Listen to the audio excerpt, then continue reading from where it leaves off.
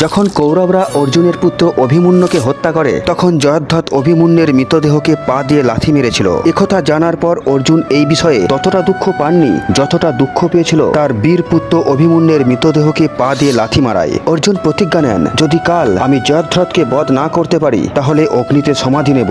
অর্জুনের এই ঘোষণার পর কৌরবরা মনে মনে বেশ খুশি হয়। তারা ভেবেছিল যদি জয়দ্রথকে একদিনের জন্য লুকিয়ে রাখা সম্ভব হয় তাহলে অর্জুন প্রাণ ত্যাগ করবে এবং তারা সহজেই বিজয়ী হবে। পরের দিন তারা জয়দ্রথকে লুকিয়ে রাখে। এদিকে জয়দ্রথকে খুঁজতে খুঁজতে অর্জুনের সারা দিন কেটে যায়। ঠিক তখনই ভগবান শ্রীকৃষ্ণ তার সুদর্শন চক্রের সাহায্যে কৃত্রিম মেঘ তৈরি করে সূর্যকে ঢেকে দিলেন। কৌরবরা ভাবল সূর্য অস্ত গেছে, এখন যুদ্ধও শেষ। তারা আনন্দকে উদযাপন করার জন্য অর্জুনের সামনে জয়দ্রথকে দাঁড় করিয়ে দেন। শ্রীকৃষ্ণ মুচকি হাসলেন আর সূর্যের ওপর থেকে তার তৈরি করা মেঘ সরিয়ে নিলেন। তৎক্ষণাৎ অর্জুন ধনুক ওঠায় আর জয়দ্রথের মাথা উড়িয়ে দিলেন। তাহলে বন্ধুরা কমেন্ট বক্সে লিখুন জয় শ্রীকৃষ্ণ।